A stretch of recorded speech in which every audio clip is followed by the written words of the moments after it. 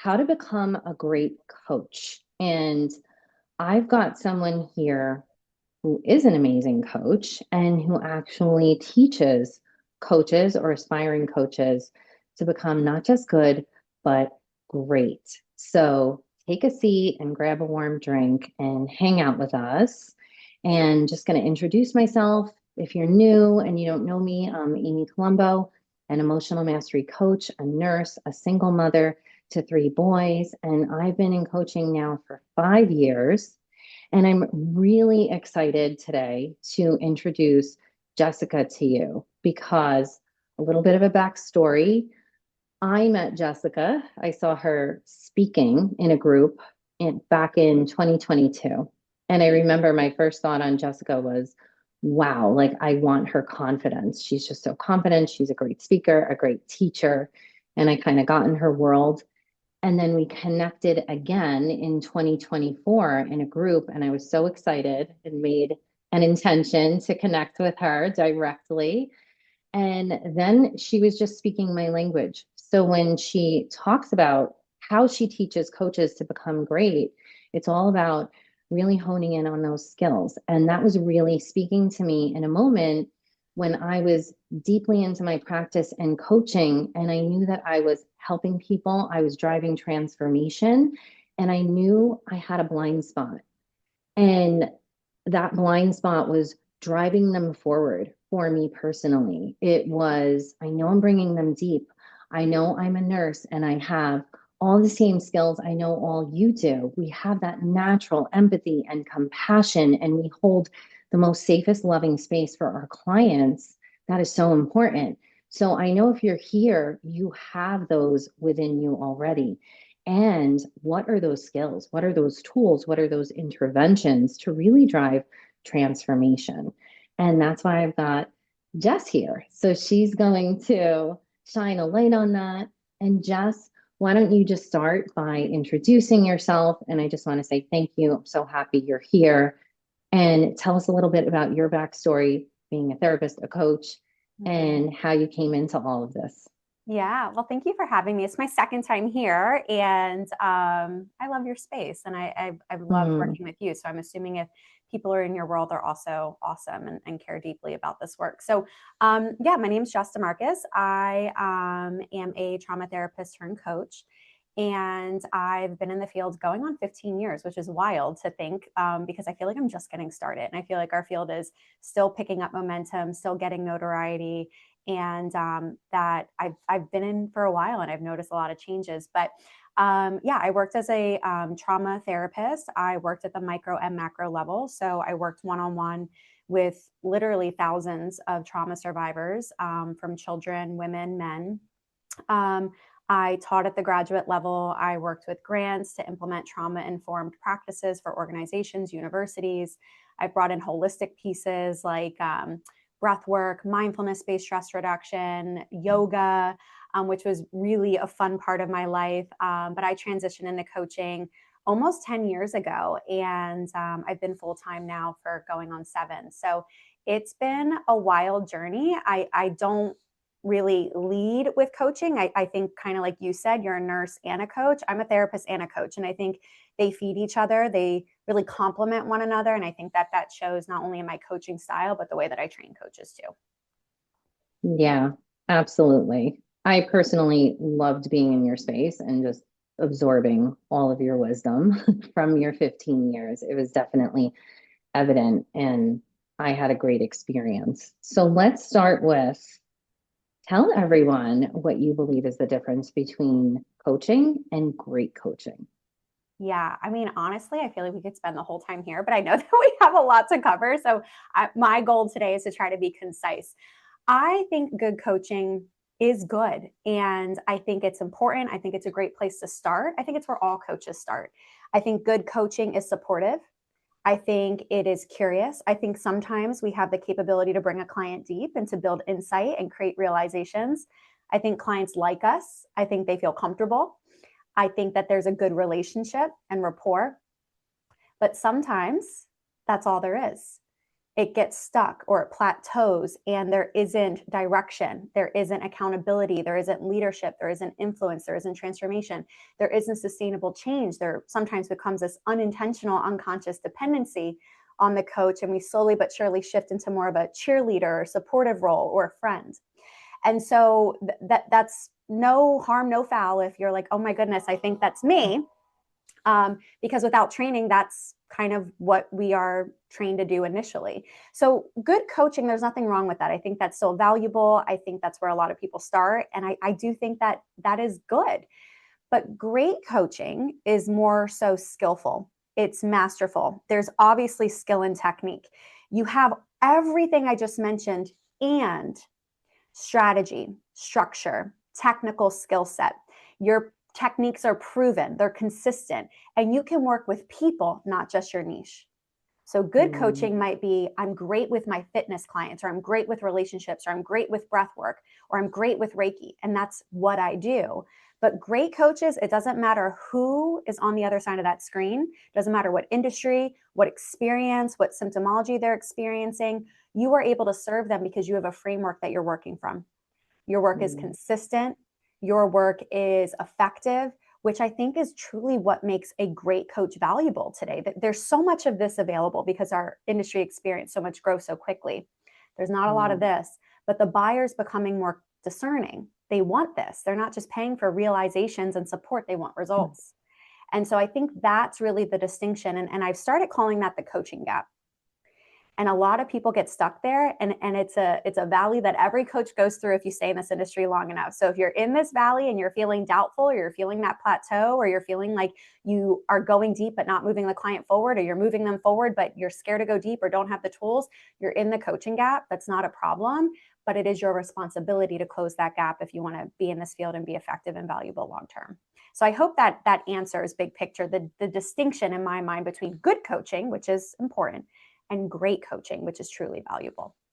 Yeah, I love that, because that's the coaching model, right? We're dealing with clients. We know the client has a gap, and us as coaches, we have a gap. We're not perfect. We don't know everything.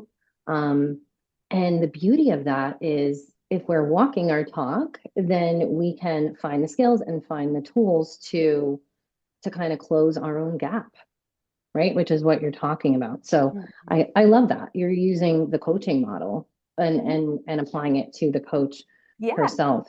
Yeah. And that was where I got to. And I remember, when you're in that gap, it can feel very frustrating. And then you can breathe into your body and be like, oh, I can learn new skills. Literally. Right? We can all learn new skills. And you're right. It's our responsibility to decide we're worthy of the investment to go gain those skills for us and our clients as well. So I really like that. What is a key element that you see not being taught in regular coaching programs to new coaches that you believe is important? I think there's a lot. But if I was to narrow it down, I think it's just important to understand that most programs that help you launch your business, most certifications that help you get started, are just that. They're meant to get you started. They're not meant to help you stay in the field. And this goes with every other industry, which is what blows my mind, that we don't connect the dots. For example, I was a therapist. Just because I got my degree doesn't mean that I never learned anything else. That was just the starting point. I developed my skill afterwards through supervision, through continuing education, through graduate school, through licensure, right? Same thing with nurses. You don't learn how to perform your job by reading it in a book or listening to a module on the internet, right? And so I think that that's the piece that is important to just understand, where if you're finding yourself in the coaching gap, it's not a you problem, it's a training problem, right? And it's not your fault. It really isn't. Like, most of those programs are just meant to get you started. And so they focus on the basics because they're getting people in there who maybe don't have those soft skills that you have. They don't know about SMART goals or active listening or how to create safety or rapport. And so that's where they're starting, and that's all you're getting. And so I think that that's just important to call out, that a lot of those certifications are basic, and that's fine, that there's nothing wrong with that. But if you want advanced training, which I think as you start working with people and noticing your blind spots or where you plateau, that's where to go. And I think the piece that's missing is to go beneath the behavior. I think a lot of people, they start getting certifications and trainings on how to help people cope, how to help people manage, how to help people regulate, but they don't have the theory and the science and the frameworks and the interventions to go beneath the behavior and actually work with what drives behavior. So that way you can create systemic change that is sustainable. And I think that's the piece that's missing. And the reason it's missing is because people who are running coaching certifications aren't clinicians. They aren't psychologists. They aren't therapists. They aren't counselors. They don't have that. And that's fine. A lot of them are coming in with that business acumen, with the basic soft skills. They don't have the hard skills that, some of those other professions are bringing into the space. So, and I'm not saying you need to be a psychologist or a therapist to be a great coach.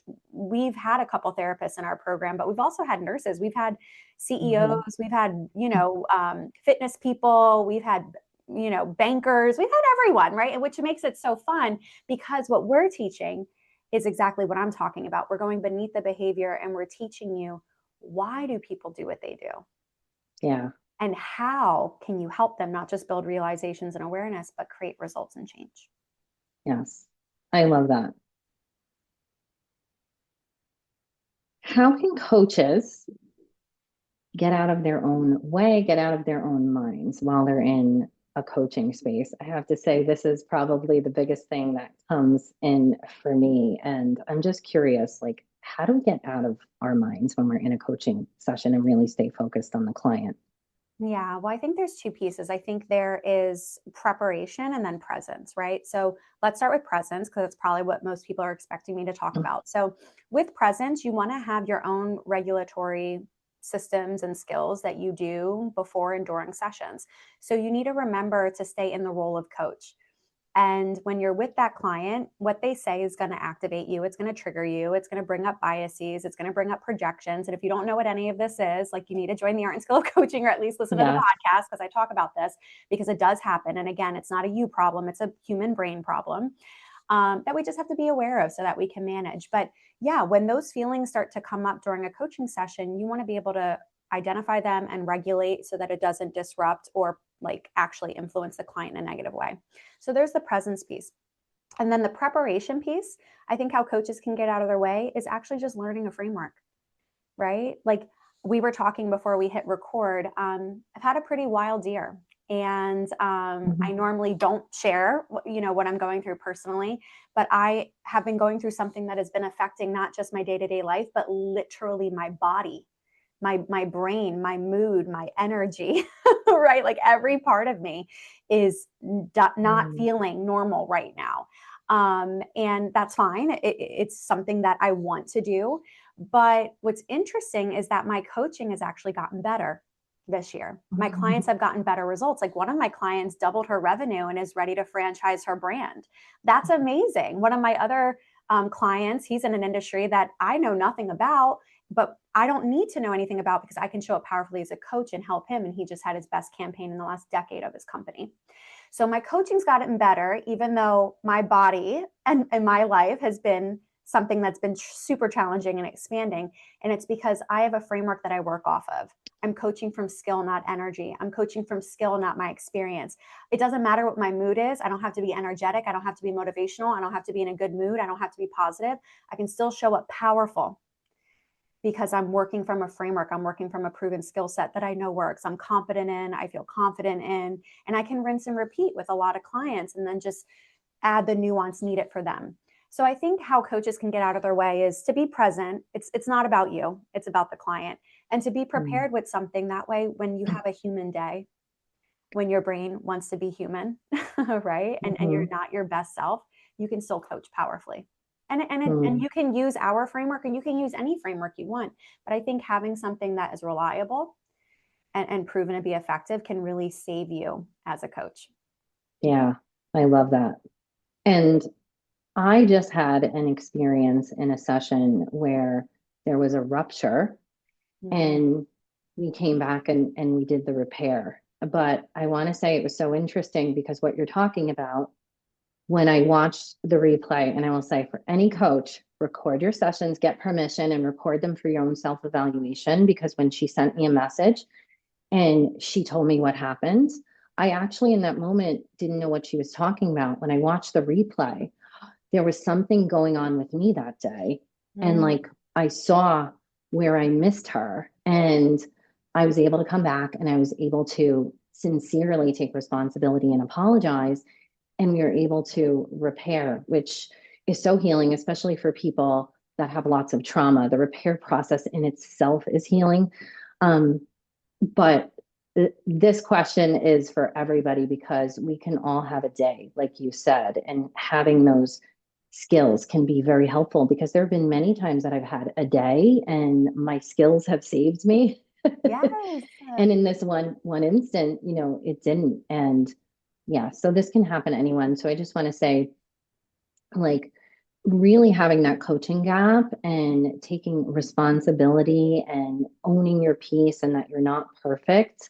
I think that like modeling that for your clients is so powerful. And you're kind of speaking to that, Jess. Your clients are getting amazing results and you're modeling authenticity and vulnerability out there. And you're still like this superstar, right? That so many people aspire and look up to. So I love that. I love that you're walking your own talk and you're such a damn amazing coach.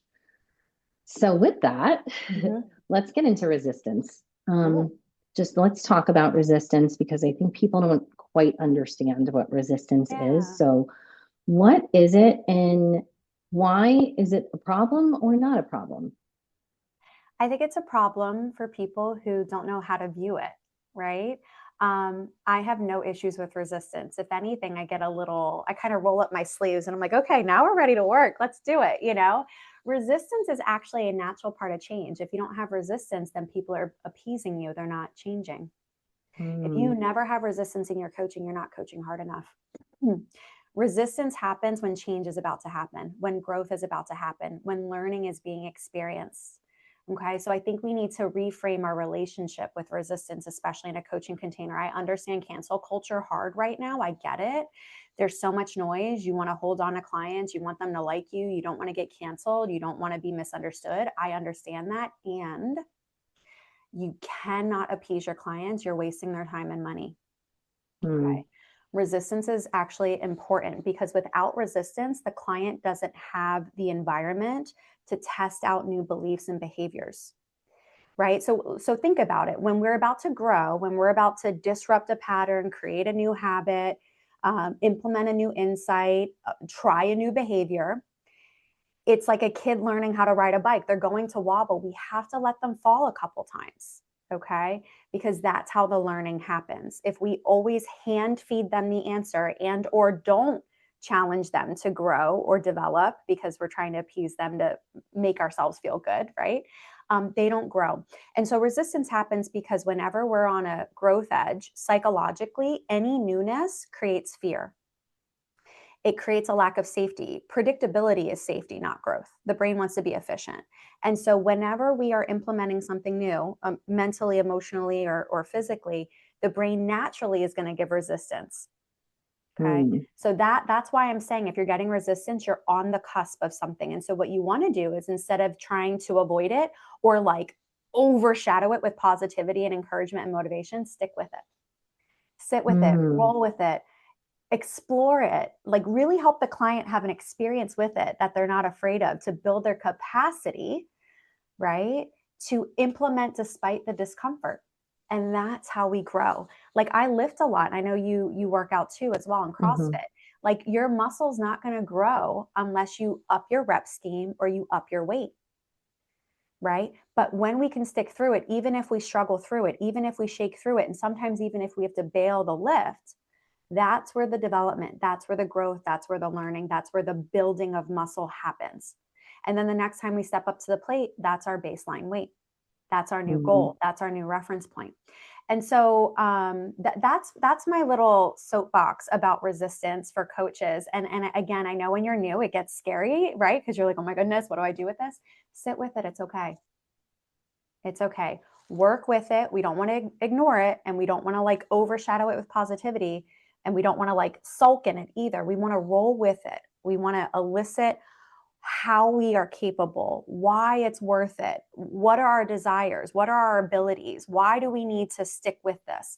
Like that's the space that you want to operate in when resistance comes up in a coaching container. Yeah, I love that. And what comes up for me is we can better hold that with our client if we're navigating through it ourselves. Oh, for And sure. yeah, and like, which probably speaks to, it's ironic.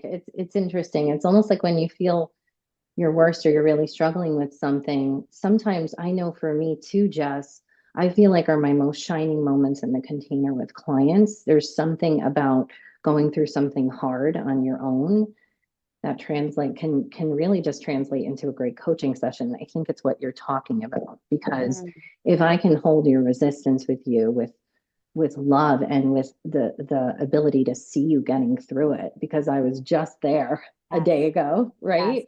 That's what like really builds confidence. And Yeah. I just heard Brené Brown talk about this too. She Mhm. one thing that Brené Brown, for anyone that doesn't know, she's a huge person in, Wonderful. yeah, right. We all love Brene Brown, but she's like, I think that we will never arrive and we never could, like that feeling of arrival, because we would lose all sense of empathy and compassion for others. Like if we were just superstars forever and always. So, Yeah, no, I love that. I think the word that was coming through when you were sharing is like conviction.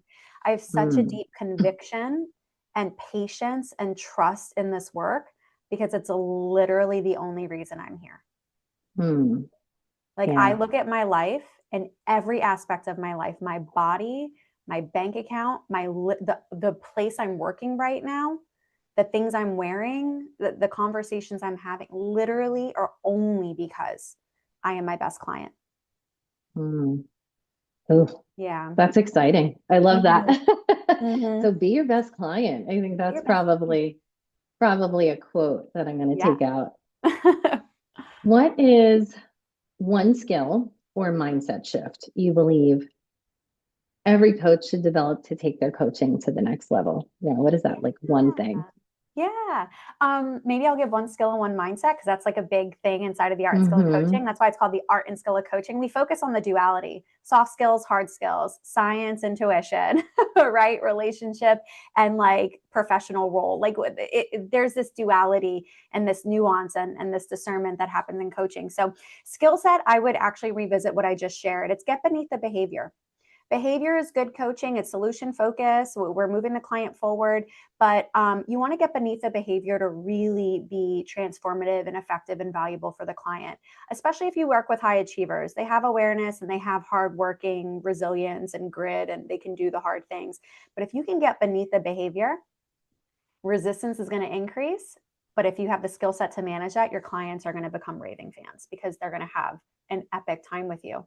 They're going to grow and develop and experience change that they weren't able to on their own. If you can get beneath the behavior, which for a lot of people, they struggle because we have psychological blind spots and we have human brains, right? So if you can develop the skill set to get beneath behavior and work on the belief level, not just building awareness around beliefs, right? Like I call that the Curious George system or syndrome, where we just ask questions and we build up all this stuff and the client's crying and they're like, it's my mother. And then we don't know what the hell to do with that.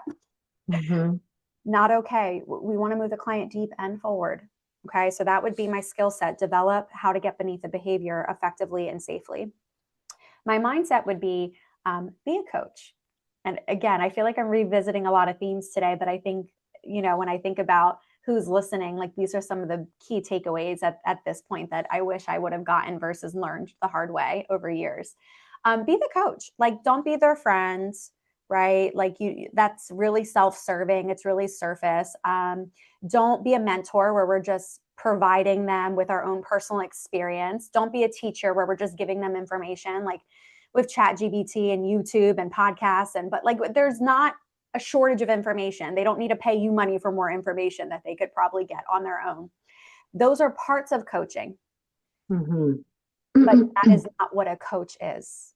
A coach is someone who comes in and is trained to understand people and is trained to skillfully facilitate conversation to help people reach new levels that they can't on their own.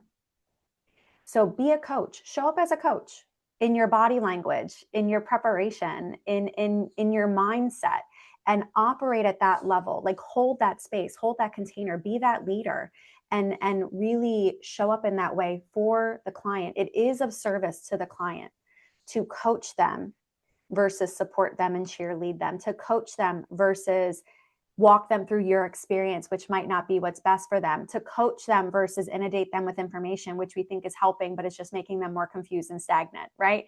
Mm. And to coach them versus appease them and stunt their growth, right? And I think that there's power in that and there's beauty in that, and people really appreciate that, and that's what they're looking for. But it starts with us showing up as the coach and treating it that way, right? And looking at it that way. Like, I look at myself as a professional. Like, even this morning, I just got some new glasses and I walked in dressed like this because I knew I was going to hop on with you. And the guy was like, "What do you do for work?" And I was like, "I run a coaching company. Mm-hmm. I am a coach." "What is that?" "I help people blank." Like, it's not a hobby. It's not, "Oh, have you heard of coaching?" Or, "Oh, this is my career. This is my job. This is what people come to me for. I have a responsibility to myself, my clients, the industry." And I think if we can show up that way, the Yeah. ripple effect is really powerful for everyone we interact with, particularly our clients. That was very valuable for me to learn in your program, was how to show up as the coach, because I do believe, like you said, there are times when teaching is appropriate, mentoring, self-disclosing, um, right? Providing that loving space. It's all Yeah. appropriate. And then there's like the skill, the art and skill of coaching, right? And what is that? And I do believe that it is vague. It's hard to explain. It's one of the hardest things that we were doing in year one, like after we graduated. How do I explain what I do to people? But you just said it like kind of so eloquently. You're like, I'm a coach. I help people create change. It could literally be that simple, but I love the professional aspect that you bring in, the structure that you teach.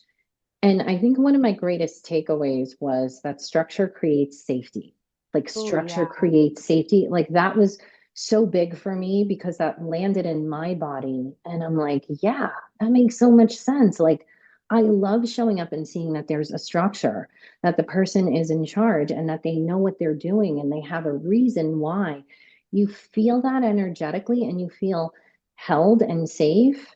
And I remember one of the things that I was doing is I would show up and just kind of like show up sometimes. But now there is just such a structure to each call, to like the onboarding process.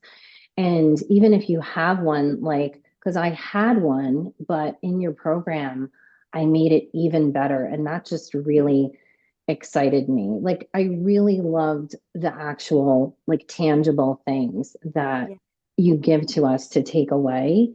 And I love when, that word. Oh, sorry. I yeah, don't wanna go interrupt. I ahead. love that word tangible. And I Yeah. remember your work in the program in particular because you came in with a really good business model. You came in with a main modality. You came in with the soft skills. You were a mother, you were a woman, you were a nurse for decades, right?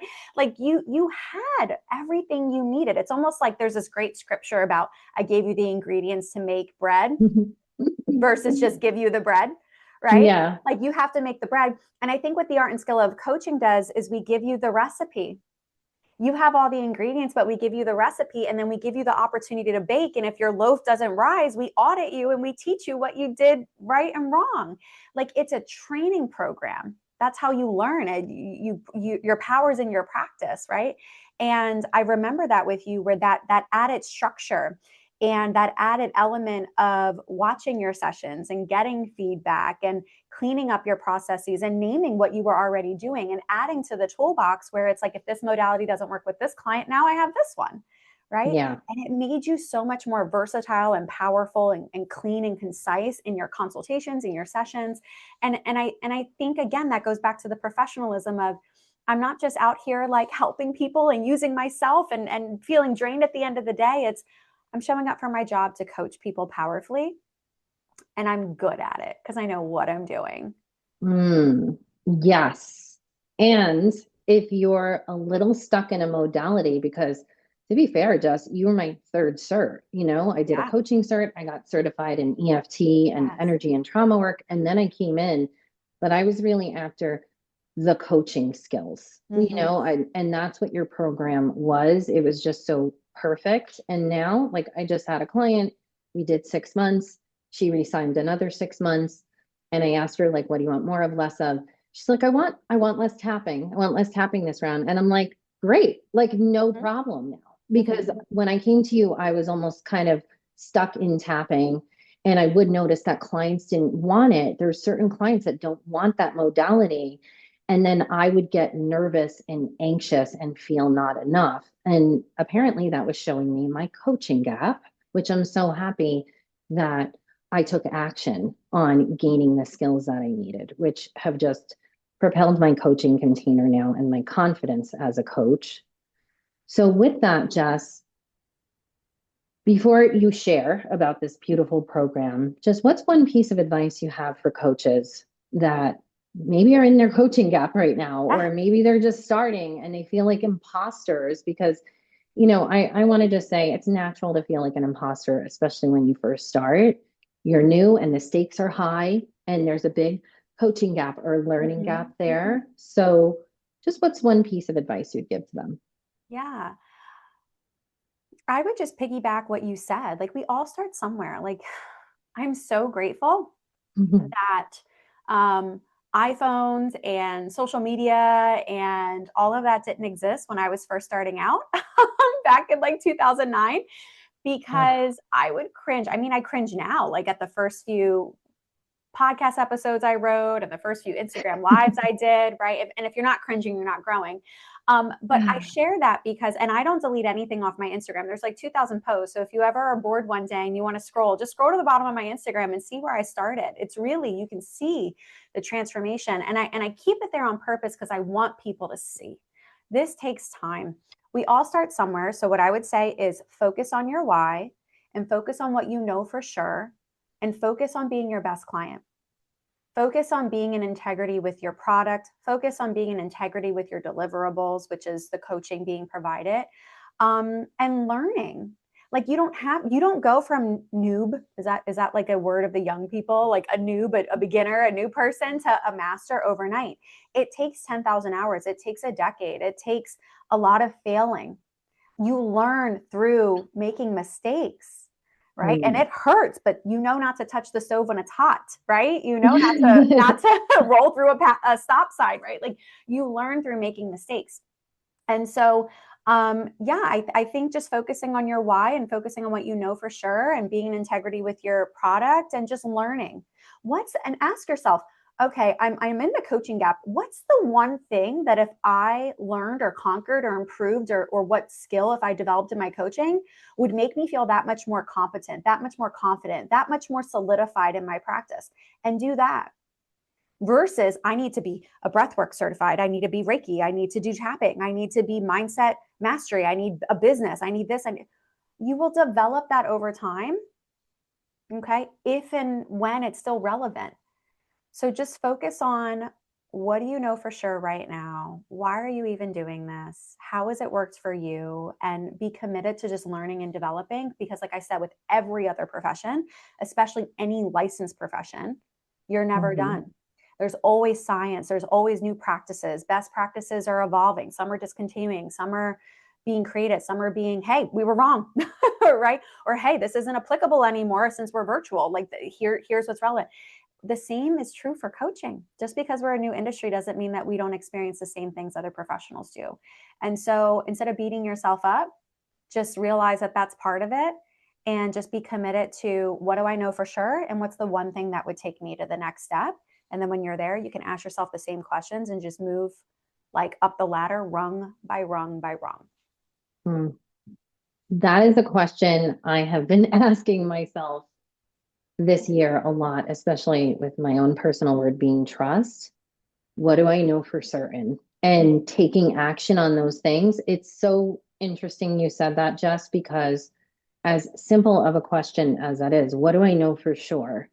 And let's just act on that, is simple, but we don't ask ourselves questions. When we're in our own coaching gap, when we're in our heads or in this imposter, we're stuck, and we're not asking ourselves the best questions. So I love that. Know your why.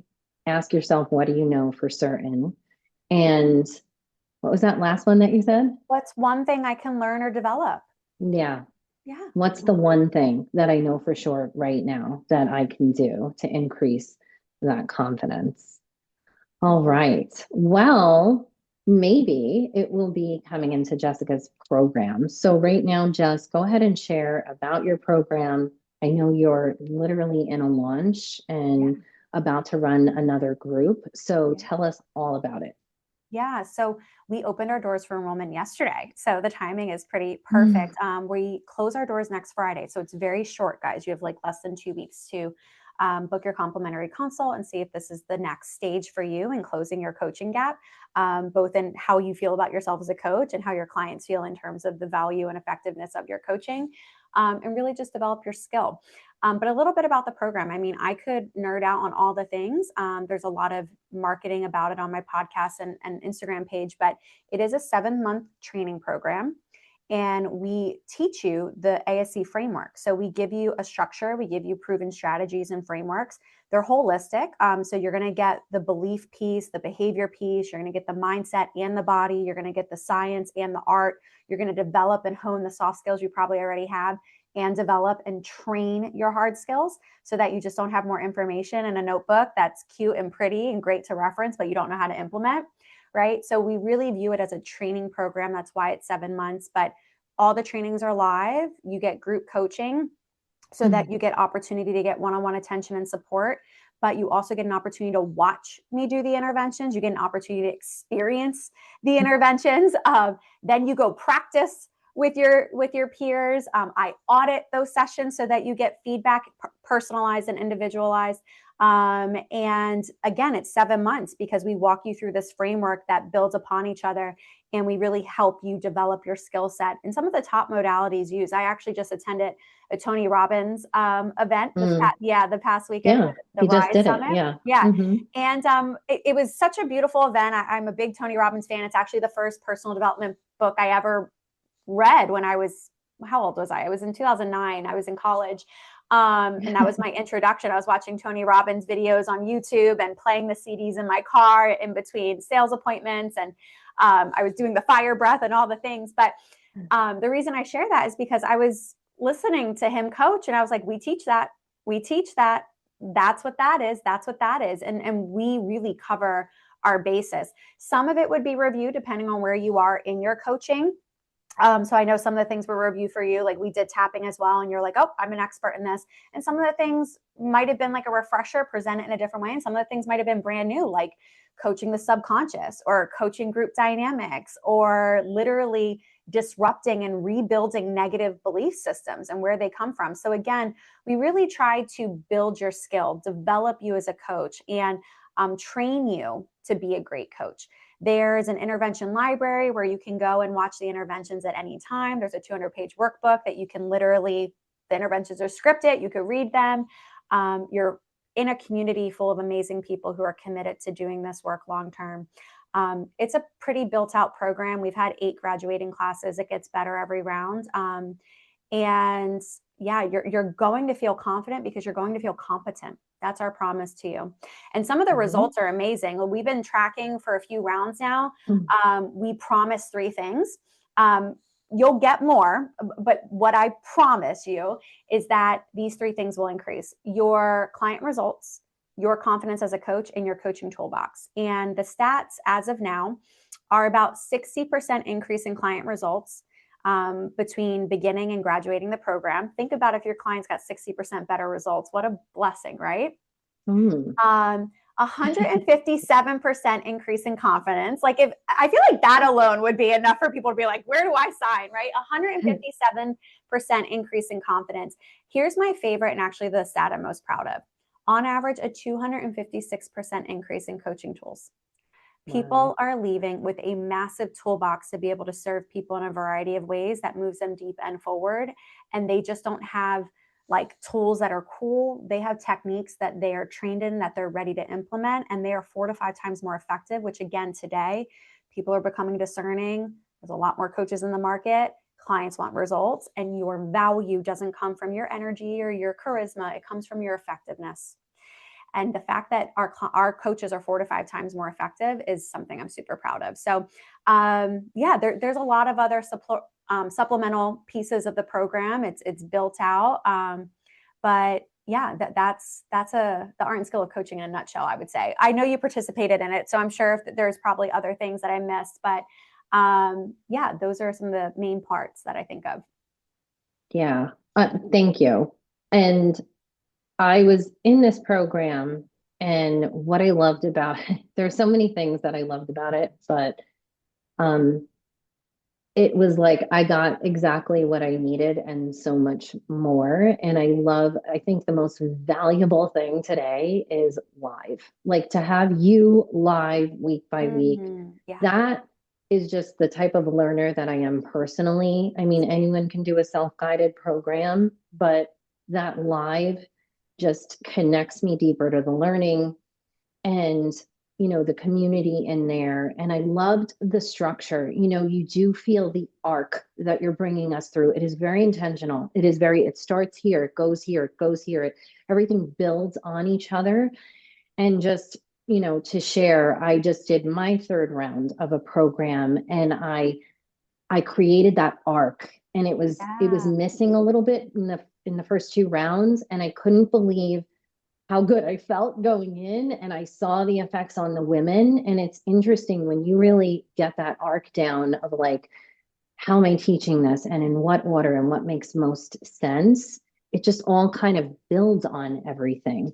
And I feel like it's so good for whatever you're looking for. If you want to bring your clients deeper, like you said, coaching the subconscious. I had a lot of that knowledge already, but it's so great to hear it come from you. And there's those little tiny nuggets. Like a few things that really stand out for me was just, again, still how important it is to use the client's language that is so trauma informed and also important for transformation. And just that structure. Those are the two main ones for me personally. But I really want to say personally is that I'm not this like big person out there that does commercials, but like I've been in this program and I really believe in Jess's program. So I know that if you're a coach, and we all know, right, that we care. I know everyone in this community is literally in their hearts and their heart aligned. And I know that you've got that amazing alliance with your client where they feel safe and held. And we need the skills. We need the skills like Jess was talking about to be able to navigate that change process forward, because it's hard and it's uncomfortable. And I believe that Jess's program is going to help you to get to your next level, especially if this feels like it's for you. So, Jess, I'm going to invite you. Well, I will drop right after this. So it's there, because this live stays live for a month in the group. And I'm going to put it on my YouTube for replay, but I'm going to put all your information. But if anyone's just like looking right now, how can they reach you? Yeah, so there's a couple ways. My Instagram is the easiest, because if you go to my bio and click on links, there's so many things and juicy things that you guys can do, including book your complimentary consult to talk about the art and skill of coaching. Enrollment's open now, and we close next Friday. I will say this, we keep it small on purpose. So we cap the classes because I do teach live and I'm your trainer. I will have a beat on you, I will have a beat on your business, and I will have a beat on your skill development. So I can't do that for 100 people. That's the benefit of being in this program in particular. So Instagram's the best way. It's Jess_DeMarchis_coaching.